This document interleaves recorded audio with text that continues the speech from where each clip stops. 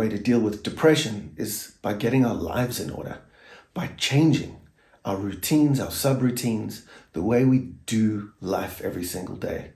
If life is not working for us, at least the way we want it to, we need to change certain things. And we can start with our little micro routines and work all the way through to a total life change. I often say that what needs to change is absolutely everything. Why not? So thinking that getting up and going for a walk in the morning, or meditating, or spending 20 minutes on a mindfulness practice is not going to help my depression, how would you know? And have you done the right work, the right programs? Have you followed the right plans? Because what we've got to understand is when you're depressed, addicted, down, or your life is unmanageable, you've got to understand that your program, the program that you're running from your familiar past, is not working. And in order for change to happen, it needs to come from the outside. So often I say to people, your very, very best thinking got you to this point. The first thing we've got to understand about dealing with depression is to actually be able to recognize it and to understand what it is, because it's not easy to diagnose depression. The criteria used to diagnose depression are difficult to understand and implement.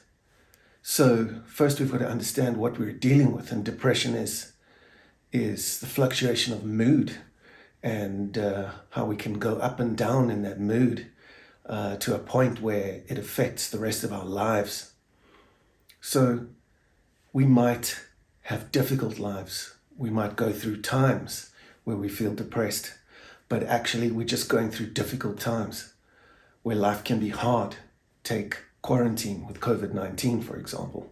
Everybody has times in their lives where it's going to be difficult, and their moods are going to fluctuate according to their environment, especially if they haven't done any work on themselves. So we've got to understand that depression is not only elevated and decreased moods, that it is a situation where we could be having a terrible time, a hard and difficult life. So we need to distinguish between the two. But nevertheless, if we are feeling depressed, the first thing to do is treat it. And you might think that that's obvious, but that's definitely not obvious. It's a fact that most people sit with depression for 10 years, 5 years, 20 years before they say, look, I've had enough, I need some help. At least it's like that at our center. And we ask them, why wait? So it's usually only when we hit a rock bottom that we say, let's go and get help from other people. We tend to sit with the lie that we can deal with it ourselves, that just around the next corner, something's going to change. And it tends not to change.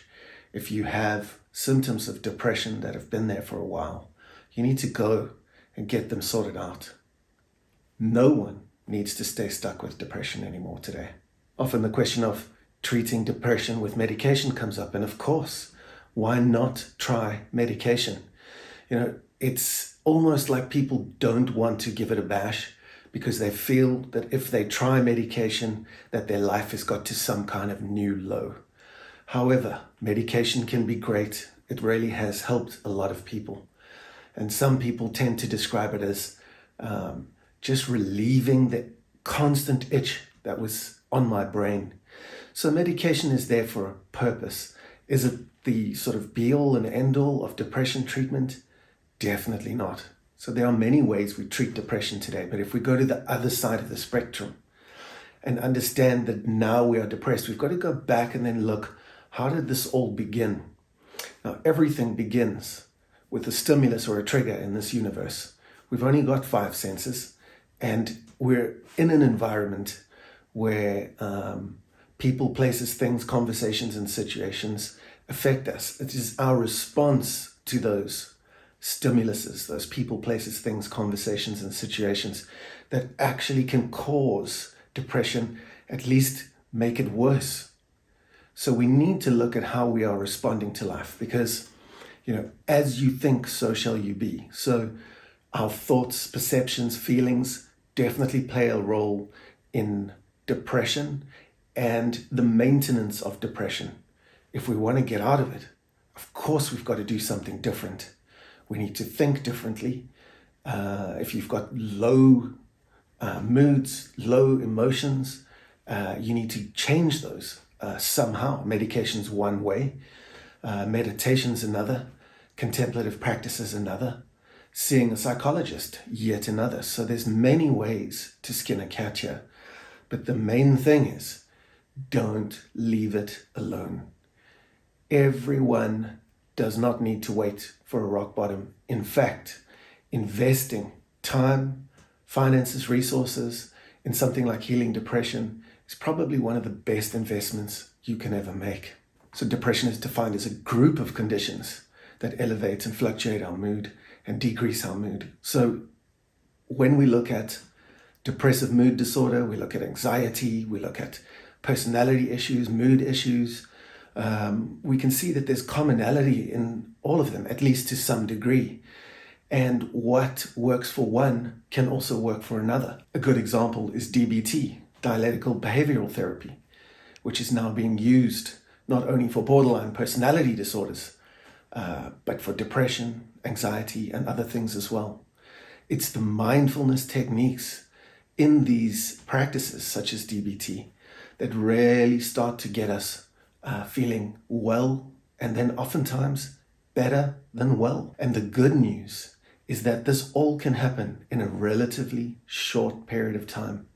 We've seen person time and time again come to our center in South Africa and change deep-seated 20-year-old issues in as little as 6 to 8 weeks. Some have almost spontaneous and miraculous turnarounds. Although it's more rare, it tends to happen quite often. And people with 20 years of depression find that when they do some sort of practice to get out of the part of the brain where depression lives and move to another part, new things happen. This is good mathematics. We must understand that doing the same things over and over again is going to create the same results. So if we were depressed last year or last week or last month, we're going to have a tendency to be depressed next year, next week, next month, unless we change something. And this is where we've got our power to decide and to choose and to discern between what we want in life. Now, obviously the brain gets stuck in certainty and safety, especially when we're depressed. It almost locks us down, as people say. They feel like they are just sitting below the surface of a dark ocean, treading water, not able to come up to the surface. So we understand that it's difficult to be motivated, at least for any lengthy period of time, to then try something uncertain, unfamiliar, that might or might not change your life.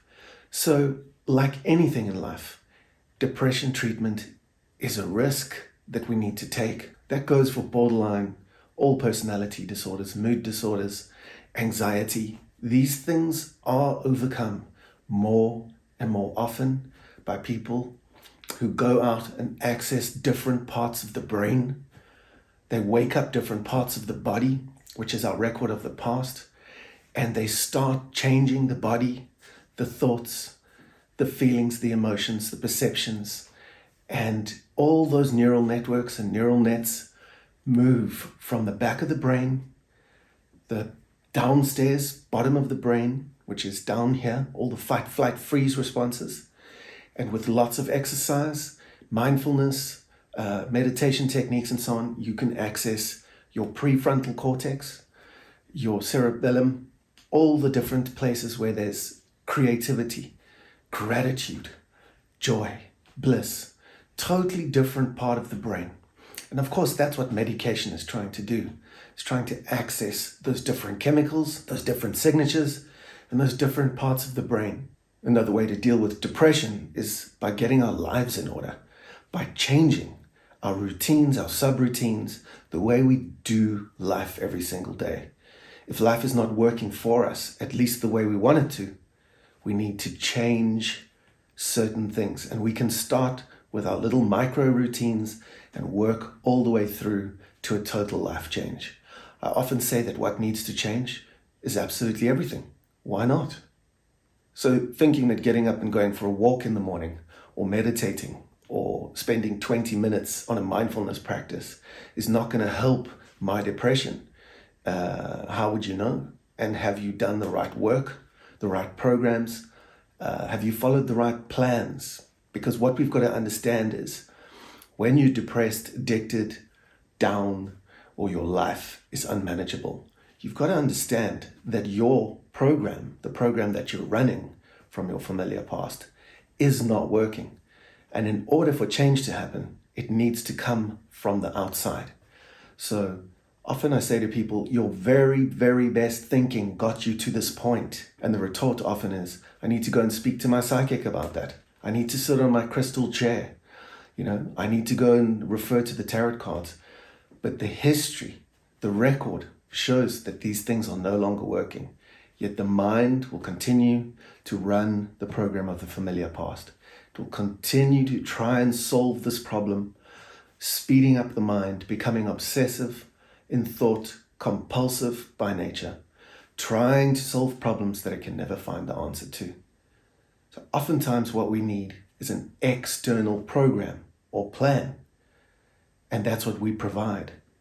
We have a system where people get out of their routines. We provide people with a plan that gets them out of their micro routines and into new routines. And often these routines work.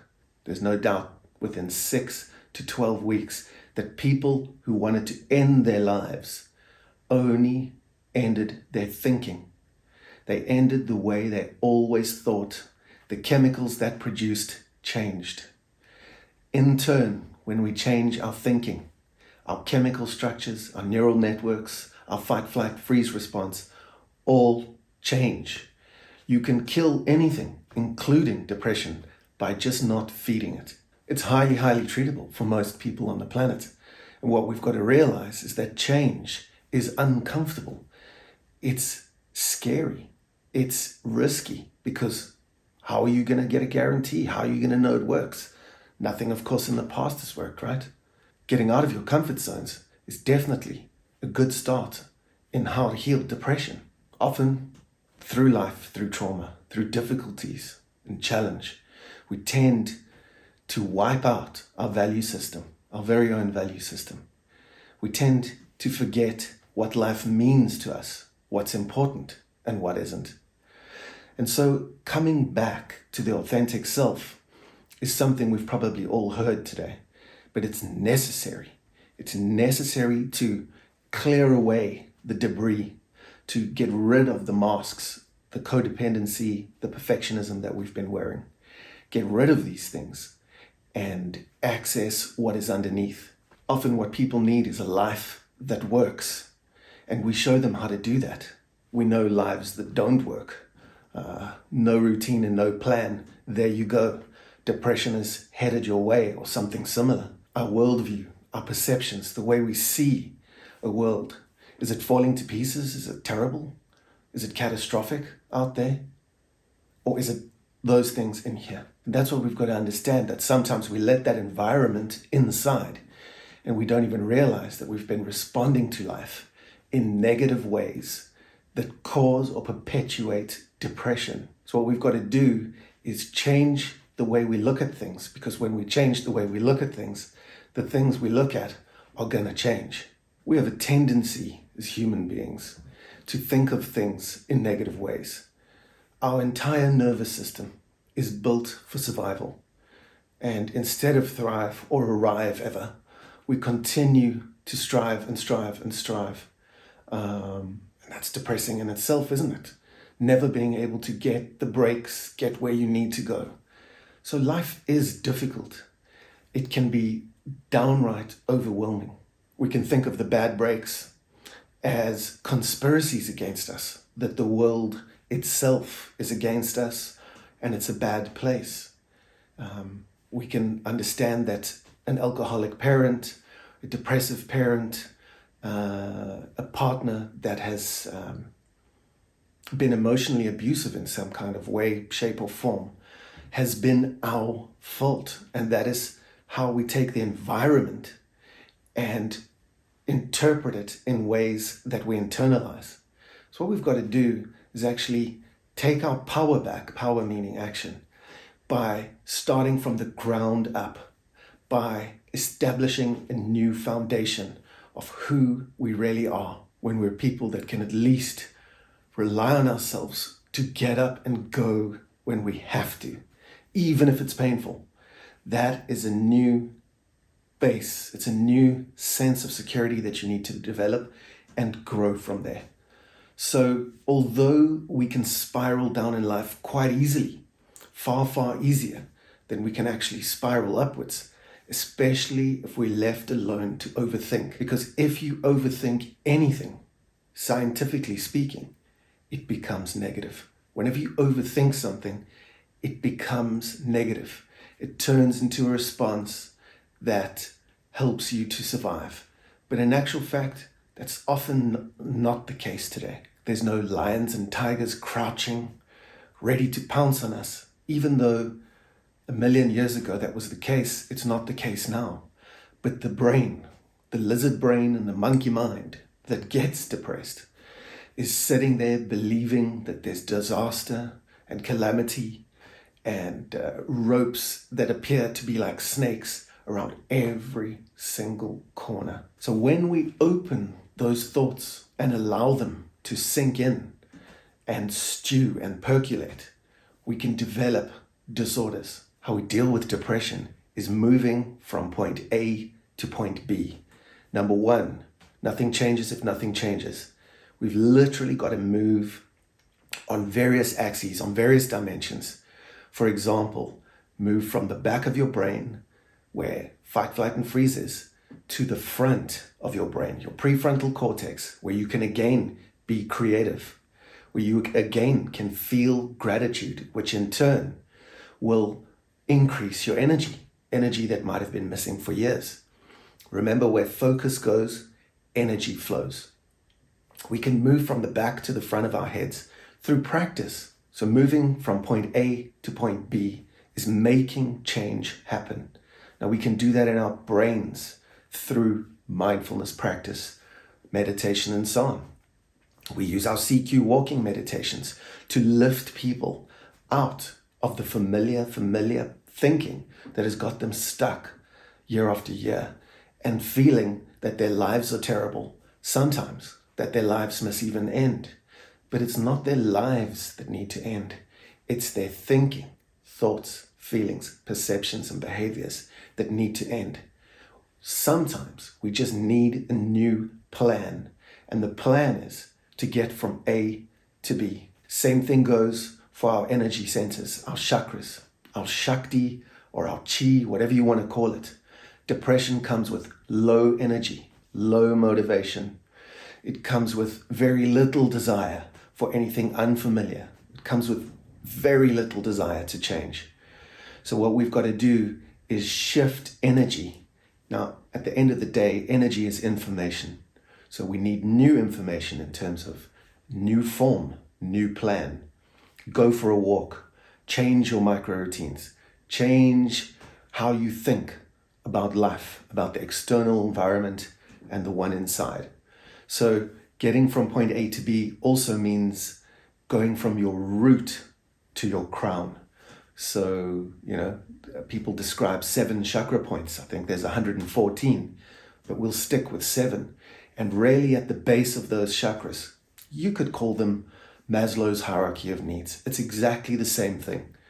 Even the colors in the textbooks are the same as the chakra system. And you move from safety, from your root, to higher energy as you flow up into your sacral chakras, your heart chakra. Now, obviously that when you can access energy from your base, from your soul, from the depths of that soul, and lift it upwards towards your heart, empathy arises. Okay, care for other people arises. And of course, what we really want is care for the self to re-emerge. So when we access the heart and we can open it, even for seconds at first, then minutes, then hours, then days, then months and years, when we can access and get that coherence of energy through body, heart, and mind, as we call it, things begin to change rapidly, miraculously. So through some practice, we can move our energy and shift our energy that we didn't possibly know that was there. And we can move it up towards opening our heart and then up into our heads where we can flower consciously in the front of our brains when the brain is relaxed, when it's met all its needs, when it feels safe and secure. It's able to look at uncertainty. It's able to look at all things unfamiliar. Far, far removed from point A, where depression lived. Point B is something completely, completely different. It is something awesome. And it is where happiness, gratitude, and all the higher energies live. So when we low on energy, when we low on creative thought, when we low on motivation, these things can actually compound and we can become completely stuck, hijacked into fight, flight, or freeze responses. When you're in a fight, flight, freeze frame of mind, not much new is going to happen. You're not going to be very open. You're not going to be very agreeable. You instead are going to be far, far more neurotic, anxious, fearful, and distrustful of life. All of those are negative emotions. And when we feed them, we feed our depression. Point A and point B that we've described in the back of your head, A, B in the front, are literally what Carl Jung described as the two halves of life. At first, we know that trauma is going to come. Everybody experiences trauma, and life for absolutely everybody is tragic. After all, we know how it ends. So we can sit with that, or we can actually move to point B, which is probably your meta self or your higher self, and put our shoulders back and understand that even though life might be a tragedy, it might be difficult, intensely difficult, we can know that something good can come from us exploring a different world view. A different frame of reference will give us a totally different life experience. So that is back to, as you think, so shall you be. And when you change the way you look at these things, the things you look at, the world, the people, are actually going to change, which is crazy. That's miraculous. Now everything is either a miracle or nothing is. And point B is where the miraculous unfolds for a lot of people. How can someone be depressed for 2 decades and heal themselves in 4, 5, 6 weeks? Completely change their lives forever. We know it works. In fact, I've never seen a person go back to point A. I don't think it's possible to go back. You can't go back in time. You can't go back in space. You can only move forward. So life is about growth, contribution. It's about doing something significant. And if we're not doing those things, depression will come, not as an enemy, but as a friend. Because when we're sick and tired of being sick and tired, when we feel we've hit a rock bottom, it's time to go cross the abyss of the dark night of the soul and try something new. We're dead set. We're dead stuck on what we know. Anything unfamiliar, you're going to have to transcend the mind. There's a saying in the Old Testament, do not be conformed to this world. And this is what they're talking about. This way of thinking that is closed and small, and the world is bad. You might have decided that at 2 or 8, this might be a subconscious process for you. When last did you think about it? So the change that we're looking at is do not be conformed, but be transformed by the renewal of your mind. That's a plan. That's a program. So you need to be transformed. You need to go above form. So you need to go above yourself, get out of being conformed and get to something new and positive. It's called transformation, awakening, recovery. It's called healing. It's probably called a miracle for some people. So you don't end your life. You don't give up. What you rather do is surrender, pretty much similar, but completely different. You let go instead of giving up, and you start to rise. Something anybody can do with the right plan. So I want you to remember, it's very, very important that your thinking that's conformed you to this world, and possibly to thoughts of depression, anxiety, and fear, can be let go of. And you can transform yourself by the renewing of your mind.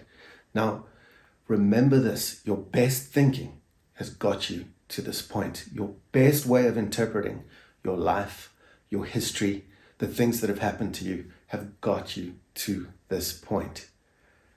Change your thinking, and yes, you transform your life. How do you do that? Remember that you are not the plan. You are not the program. You are not the procedure. You are the thing, the object that can take away all obstacles that have kept you and keep you away from the plan. And you can work on those. Depression is one of them. Anxiety and fear, another. We can remove those obstacles from the plan, which is growth, contribution, and a good life where you can experience gratitude and then share that with other people. Life is good, but as you think, so shall you be. So we need to go on a hero's journey, a quest, a voyage of self-discovery, whatever we're going to call it. That voyage or journey is necessary. Moving from A to B is necessary. In fact, it's why we are here. So don't fear the journey. Take risks, because when you're over here, things might look very different to when you're standing over there. Very, very different. If I'm stuck in this room, all I have is a very, very contracted picture of the world. All I might see is the room. I need to expand that contracted awareness. And I can do it by switching on the light. I can do it by looking around the room. And if I want to get that even more pure in terms of consciousness, I can start exploring, looking out the windows and seeing what is on the outside once more. We can move from a very contracted frame of reference to a very expanded one. Finally, often in life we get stuck. It's not so much about the getting stuck, it's about getting unstuck that is the best of life. It's a challenge, it's a quest. It's a challenge that is there for everybody, every one of us. And we've got to often traverse the dark night of the soul to get there. We need to embrace the unfamiliar, take the risk, and really, really work on ourselves to leave depression, the chemicals it produces, the states that it produces. We need to leave them behind for something different. Okay? In the East, they would call it bliss.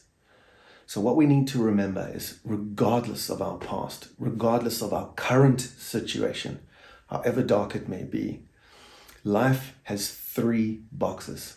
The first box, often when we're young, is the box of order. We tend to have that order given to us by a school or teachers or parents, and order doesn't last very long. The second of 3 boxes is called disorder. And of course, depression is one of those disorders. We get stuck in the box of disorder and think that there's no other box, but we're mistaken. There is a third box, which is reorder. And this is the task that a depressive person needs to overcome. They need to understand that their quest is reorder and self-discovery, and from confirmation to transformation is a journey that we really need to take. And we need to move from order to disorder, and then reorder or recovery or renewal, whatever you want to call it, and recreate our lives the way we want them to be. Everybody wants to be happy. No one wants to be depressed. So don't stay stuck. Know that it is not only something you can do, it's something that life has put before us to do.